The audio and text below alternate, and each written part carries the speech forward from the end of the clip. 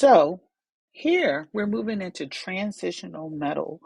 They form positive ions, but they form two or more positive ions. And that's because they have d orbitals. So when you have your d orbital elements, um, they tend to lose electrons on a d orbital. So for instance, if we have an element that's here somewhere in the middle here in the third period, so we go up to 3D, actually the fourth period, we go up to 3D, and it may have like a configuration like this. What happens when they go to lose their electrons, they will lose the s orbital first because that's the highest energy level. If they continue to supply heat, we can have our first ionization energy, our second ionization energy, but we also go have a third ionization energy. So they would then lose electrons that are in the d orbital, allowing them to lose maybe one, two, or three electrons, depending on the situation and the circumstances. So that's why transitional metals have multiple charges. There are about three that just have one charge: zinc, silver, and cadmium. All right, keep that in mind when we name elements. So, in order for us to identify which charge of the transitional metals that we use, we have to use Roman numerals.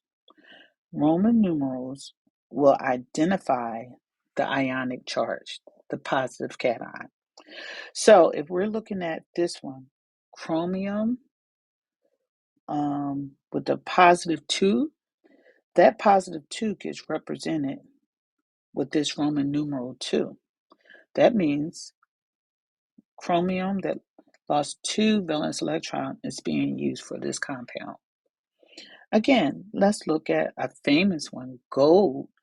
Gold could lose 1 electron, giving it 1 positive charge, or it could lose 3 electrons, giving it 3 positive charge. So this positive 3, when we name it, is going to be symbolized by the Roman numeral 3.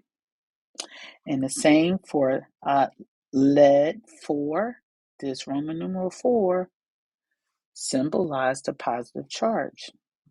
This 10 4 symbolized the 4 positive charge. So please recall that as we start to name elements. Next, we have ionic compounds with various charges. There is a guideline to name those. So the first step is determine the charge on the cation. How do you determine the charge on the cation? Well, you have to go to step 2. Name the charge by the element's name in this Roman numeral in parentheses. Then we go to step 3. Name the anion by changing the last part of the element's name to IDE. Step 4. Write the name of the cation first and the anion second. So let's look on the next page at a few samples of this. All right, naming variable charge metals. So the transition metals with 2 different ions use Roman numerals after the name of the metal has been indicated. So we have this formula FeCl2. This compound is called iron 2 chloride. This Roman numeral 2 means iron has 2 positive charges. When we look here at the bottom, we have Pb Br4. Therefore, the name for this particular compound is lead 4, and we know the 4 means that this lead has 4 positive charges. And then bromide goes for the anion of the compound. So this is how we name these things. So let's go to practice. We're showing samples of naming formulas. So the first step, determine the charge of the cation by using the charge of the anion. So when we look at this formula, FeCl2, we have to look at Cl2. That's the anion of the equation. Okay? We see that there's a small subscript 2. That means there are 2 chlorine atoms.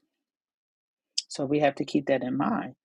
For every 2 chlorine atoms, there's just 1 iron.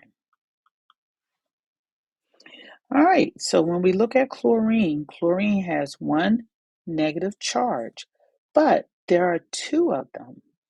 Therefore, if we would say 2 times this negative charge makes it a negative 2. In order for these 2 negative charges to cancel out, that means that the iron that's being used must have 2 positive charges. Let me illustrate. Cl with 1 negative, but there's 2 of them. So that makes it 2 Cls.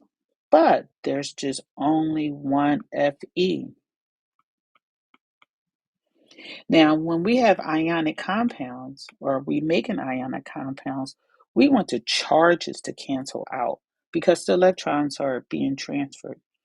So to cancel out this 2 negative charge, that means this 1 iron must have 2 positive charges.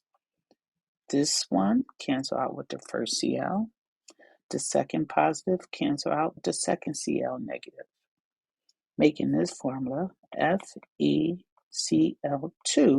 but the name would be iron, because it's the cation, 2, iron 2.